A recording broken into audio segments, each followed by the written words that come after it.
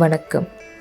சர்வதேச மகளிர் தினத்திற்காக குறுஞ்செய்திகளையும் படங்களையும் பகிர்ந்து கொண்டிருக்கும் பெண்களாகிய நாம் சிலவற்றை நம்முள்ளே கேள்வி கேட்டு அசை போட வேண்டும். பிரபஞ்சத்தின் சக்தி, உயிர்களின் ஆதி, உந்துதலின் மூலம் இவையெல்லாம் பெண்தான். பெண் மலர் போன்றவள் என்பது சரிதான்.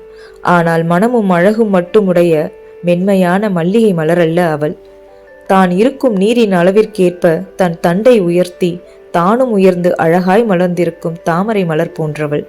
இந்த 20ஆம் நூற்றாண்டில் விஞ்ஞான பரணின் மேலேறி நிலவின் முதுகில் பயணித்து வெற்றியுறா செல்லும் பல பெண்கள் ஒரு பக்கம் இருக்க, மறுபக்கம் அலைபேசி, நாடகத் தொடர்கள், திரைப்படங்கள், அழகு சாதனங்கள், சமூக ஊடகங்கள் இவை அனைத்தும் நம்முள் இருக்கும் பல சீதைகளை சிறைப்பிடித்து வைத்திருக்கும் ராவண மாயமான்களாக இருக்கின்றன.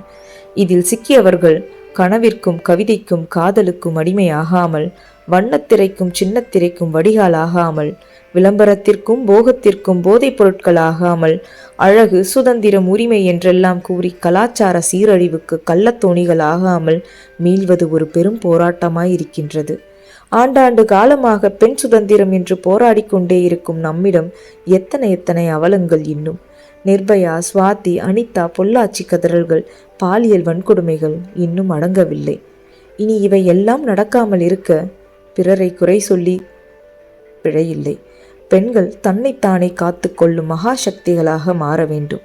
தேவையில்லாதவற்றில் நாட்டம் செலுத்தாமல் உடற்பயிற்சியையும் அறிவு பெருக்கத்தையும் முன்னோக்கி நிமிர்ந்த நன்னடையும் நேர்கொண்ட பார்வையும் நிலத்தில் யாருக்கும் அஞ்சாத நெறிகளும் திமிர்ந்த ஞான செருக்கும் உடைய செம்மை மாதர்களாய் வாழ்வோம்.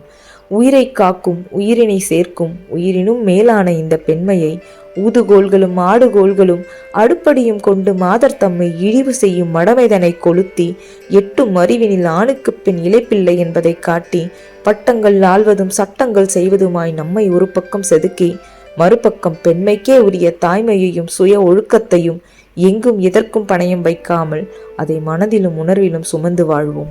வலியது மட்டுமே பிழைத்திருக்கும் இது என் விதி என்று எதற்கும் தேங்கிவிடாமல் வீரம் கொண்டு வெளியே வந்தால் பெருமை மிக்க மாதர்களாய் இப்பிறப்பை நாம் இன்பமாய் வாழ்ந்து வெல்வது உறுதி.